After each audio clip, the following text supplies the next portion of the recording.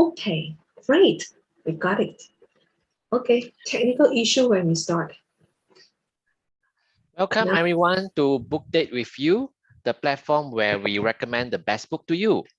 So today is episode 63, and we're going to recommend this book to you, The Gift by Edith Eger. all right.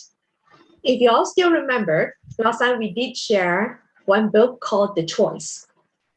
Dr. Edith, she is the best-selling author for this book, The Choice. And now, this is the book, The Gift, that we want to share with you.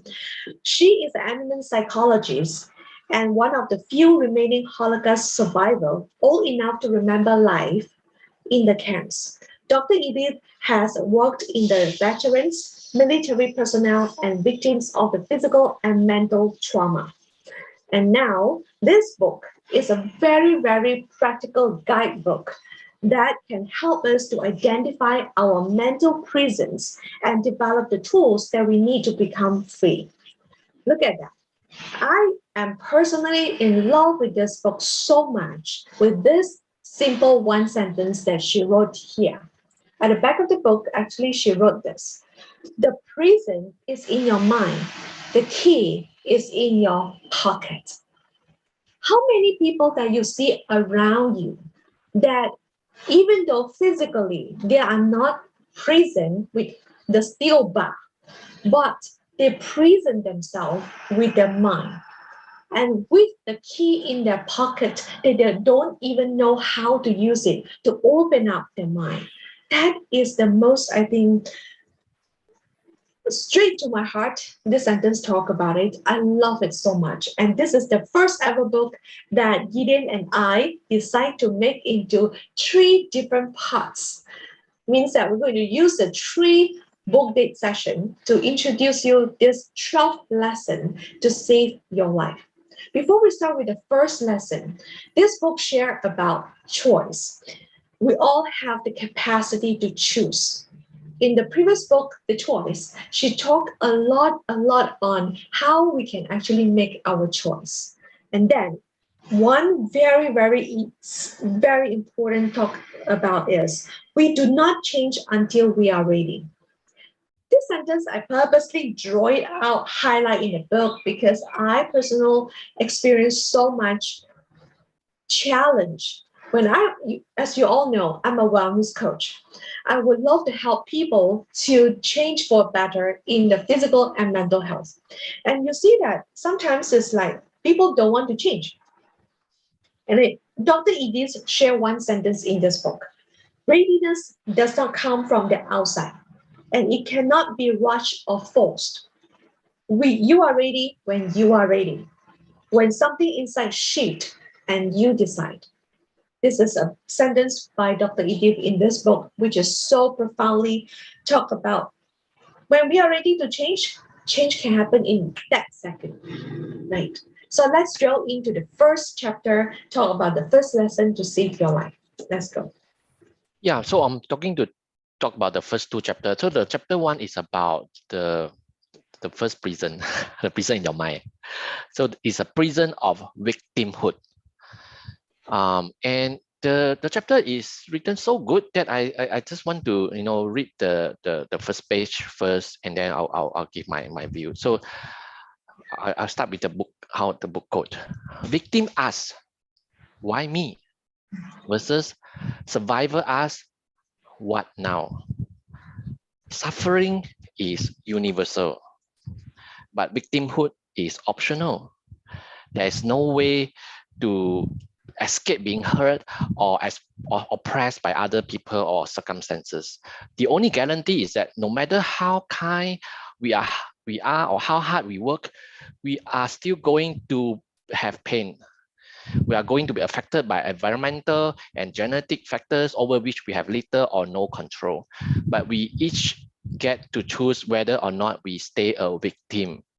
We don't get to choose what happened to us, but we do get to choose how we respond to our experience. I think this is the main thing about this thinking is about we don't choose what we can we get, right? Because everything will hit you, right? And you don't know, but we can choose what we can respond to it. And this book is very truthful to say that suffering is universal, is unavoidable. Everyone is suffered in this world. I think most of the religion will talk about suffering. Buddhism, suffering. Even Christianity talk about crucifixion. So everyone is suffer. It's just that, how you respond to this suffering is the key, and how to avoid being try to not to think yourself as a victim. And a lot of people are trying to find the reason behind the things that happen to them. According to the book, is why people do that, because they try to find people to blame on, or try to find that you are a victim. And being a victim, what is the benefit of that? You don't get to do anything. You don't have to do anything. You just say, I can't do anything. I'm a victim. This happened to me. So you can take zero action and still feel good. So I think this is what this book is about. And the book talk about, if you keep thinking why this thing happened to me, why not you ask, well, why not you?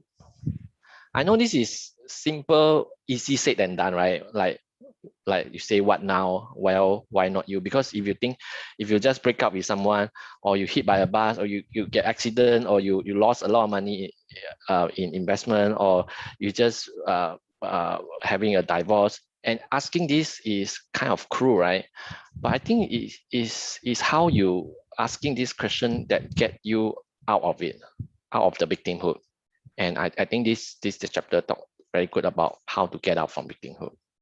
Yeah, it's so true, right? It comes to this one is when we are thinking ourselves as a victim is such an easier one, easier way to Yeah, go, rather than you are more asking the empowering question, like yeah, empowering.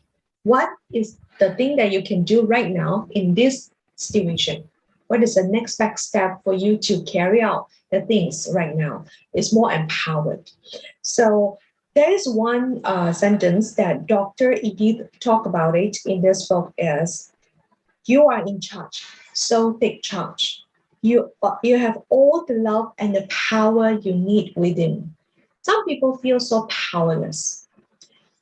It is normal. Sometimes we feel that, right? So it's victimhood comes like, remember the animation cartoon Cinderella, that I promised Eden to talk about Cinderella, that because Dr. Edith talked about this Cinderella in her book, talking about Cinderella is someone that waiting the prince to come over to save her. She victimized herself. She is she thinks herself is like a victim. She can't do anything else. That she's waiting someone to come and save her. This Dr. Edith mentioned about, don't be Cinderella. You have all the love and power that you need within. So you can step into it to help yourself to get out from that suffering zone. So this is one of the things that in this lesson number 1 that Dr. Edith shared in this book.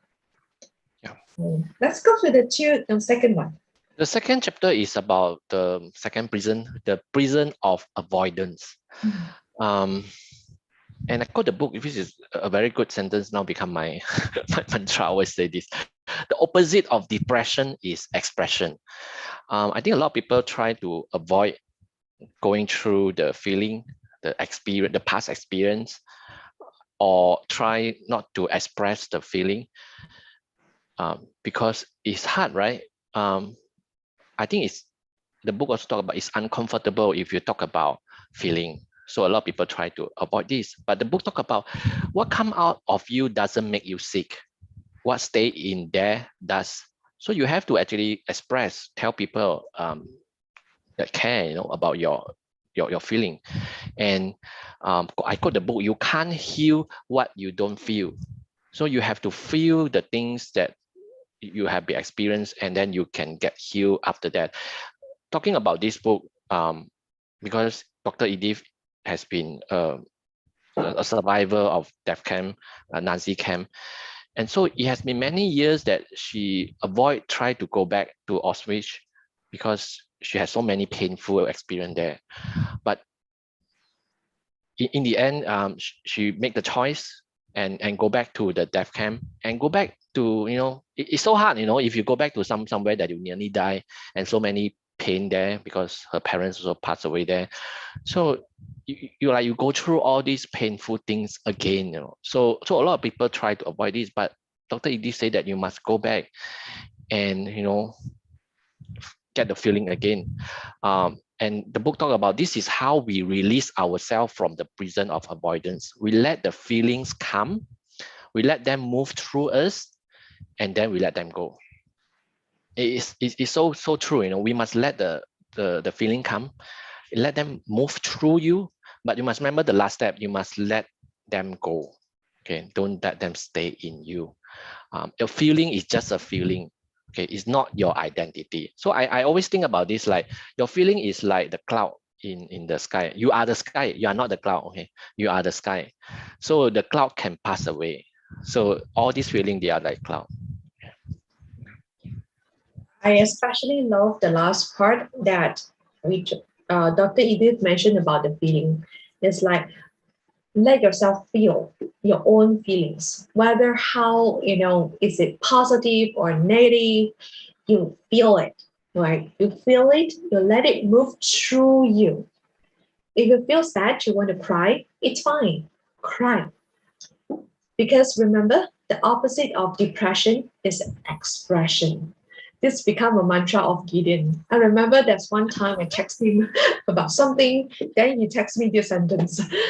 The opposite of depression is expression. It's good that you do this. So it's something when you express it out, this time that you make it move through you, and this time you can let it go as well. That is so crucial. When don't hide it, don't there's one don't deny, right? Yeah. Don't minimize it. If you deny or minimize your own feelings, it can backfire you. Okay, now before we move to the third lesson, let's talk about this. The one thing that I want to highlight is everything is temporary. Everything that you experience right now, whether it's good or the bad, is temporary.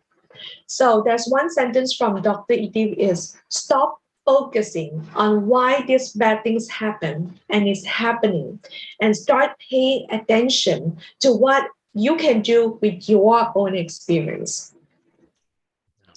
I think this is such a great sentence that I highlight again and again to remind myself, yes, stop focus on all the bad things that is happening or happened, and start paying attention what I can do right now with my own experience. It is such a profound way that you can move forward with your step, right? Yeah, so true. Hmm. Let's go with your chapter 3. Oh, this chapter is the chapter that I told Gideon I want to talk about it. So let me share with you is a lot of time, especially when we are young, we're being conditioned to learn how to get these 3 A's. 3 A's. First A is attention. Second A is affection, the love. And also the third A is approval. So when you're young, you want to get good grades and good manners so that you earn the love. This is not love. According to Dr. Edith, this is called manipulation. So you back then you don't have you didn't choose that the way that how you brought up, but intentionally knowing that when you're young that time, you start to have these 3 A's: attention, affection, and approval. And right now, we always try to box ourselves in the expectation. Somehow, like you have a sense that you have a specific role to play, to fulfill, to function. And because of that, You start to have the feelings. Sometimes you feel like we had the need to be needed. You have a need to be needed. Somehow, like we don't feel like we are functioning well if we are not rescuing people. This is a sentence from Dr. Edith. A lot of people start to have these feelings. You don't feel like you're functioning well when you are not rescuing other people. You tend to feel like you want to be a superman or a superwoman that rescuing every single people in this world.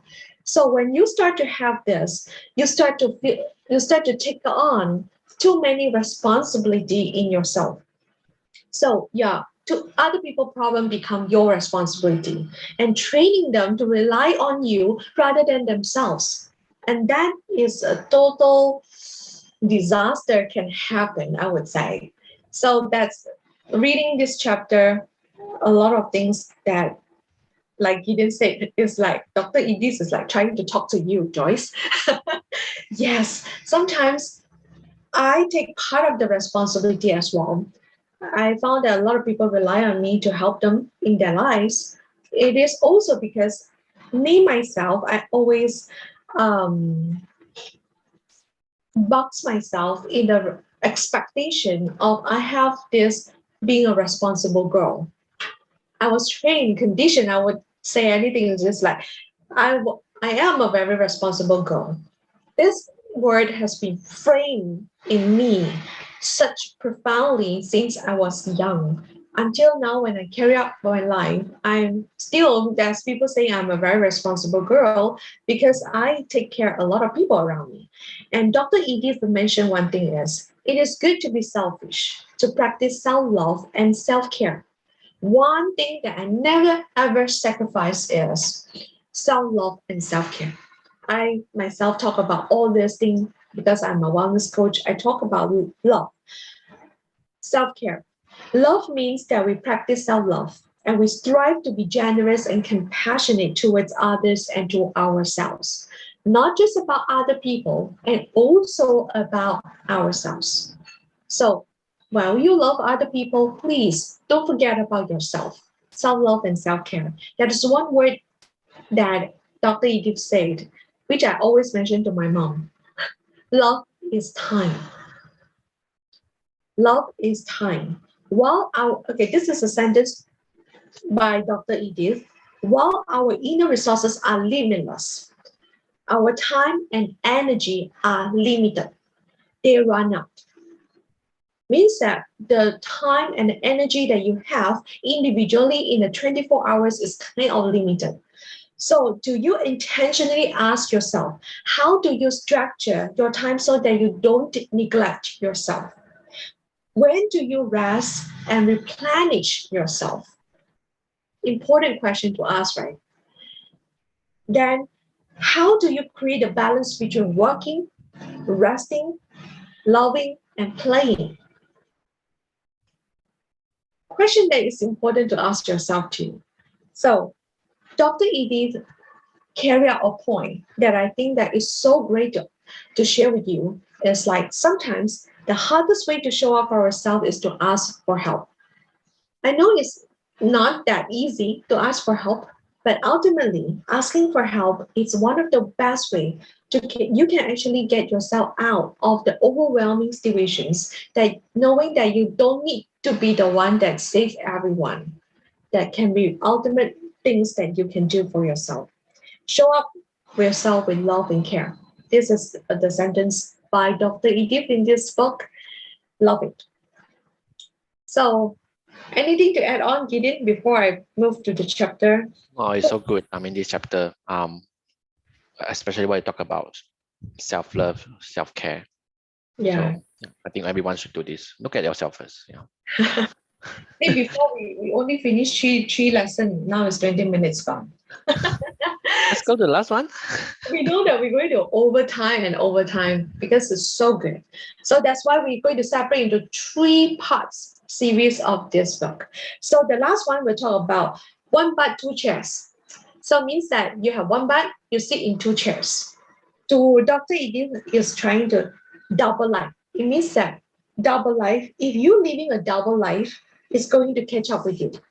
Means that A lot of people start to have a different identity. Have the double life. One life is outside like this, and maybe inside you are not like this. So a lot of people suffer is because the identity inside them is not aligned. We need to align ourselves outside and inside. Our thought, our heart, and our action is the same, aligned. That is the time that you feel the truth, the honesty inside. Only healing can help. Then now she mentioned about this is if you sit with one butt on two chests, you become half-assed. I think this is a great sentence to check it out also because we all have one ass as well, only have one life. So don't live in a double life. So this is the fourth lesson. We were going to share more in the following one, the lesson 5, number 5, 6, 7, 8 in the next episode. And let me and didn't know what is the aha moment from today's session. What is the best thing that you learned from Dr. Edith in this session as well? And let us know. And we wish to see your comment in the comment section as well. And take care. See you in the next episode. Bye See bye. you. Bye.